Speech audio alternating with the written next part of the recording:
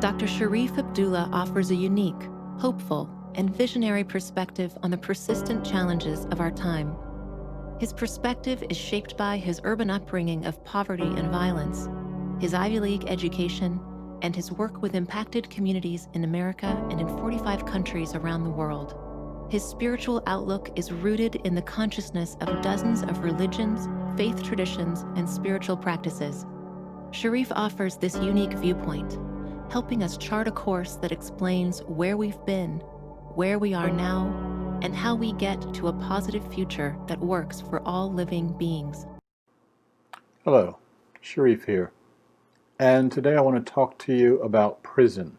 I want to talk to you about being in prison, and I want to talk to you about how do you control a prison, and then I want to talk to you about how you get out of one. Now, the prison I'm talking about is not the bricks and mortar and steel and barbed wire and bars that most of us associate with prisons. I hope you've never been in one.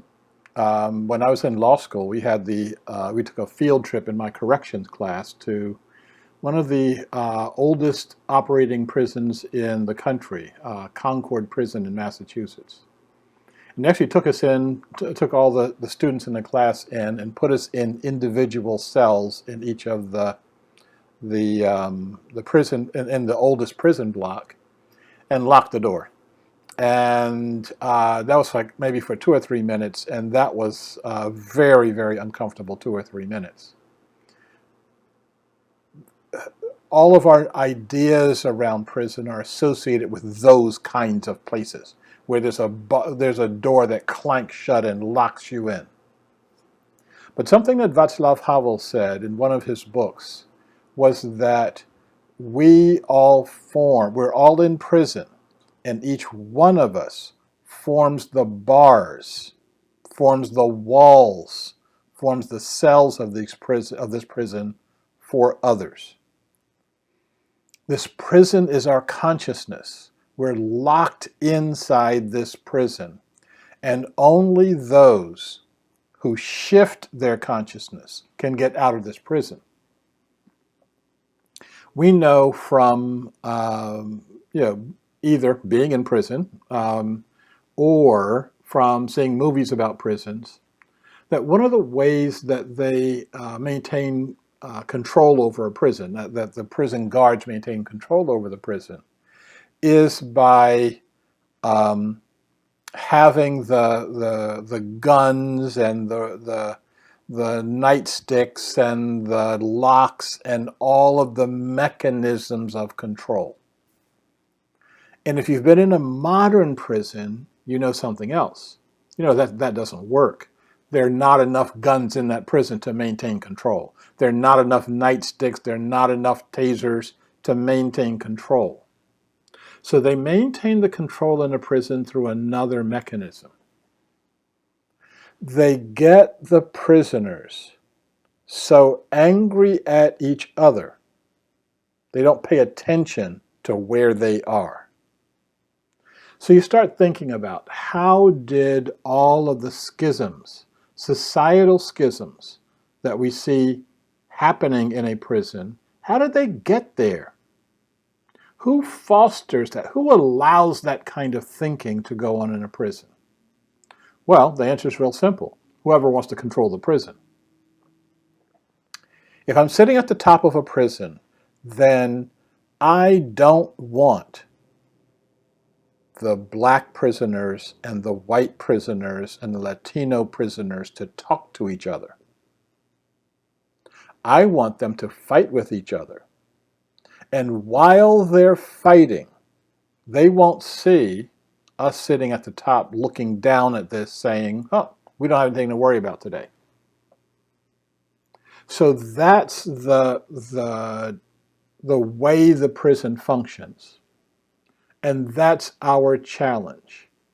Can we stop and say, despite the fact that I may have a bone to pick with you, there's something else going on. There's another game going on. There's another way of looking at this entire thing.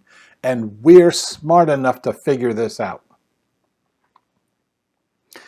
A lot of you have seen one of my favorite movies, L.A. Confidential.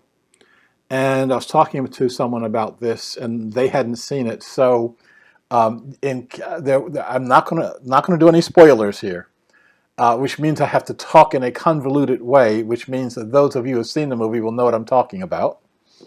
But at a given point in time, one of the characters is beating the crap out of another character. And the character that's being beaten is saying, wait a minute, who wants you to beat me up? He was appealing to this character's larger sense. I mean, this character was really angry. For those of you who think that way, he was justifiably angry. But the character being beaten says, let's think about this a different way. Let's take this at a different level. That's the point that we're in right now in our society. We can choose how we react to the stimuli that's being bombarded to us every day. There's research that says that if your heart rate gets above 125 beats per minute, your brain stops thinking. You stop doing rational, concrete, analytical, high-level order thinking. And you start reacting back in that spot in the back of your brain with the amygdala that says, I'm going to do fight and flight right now. Fight or flight. And our challenge is, can we reorder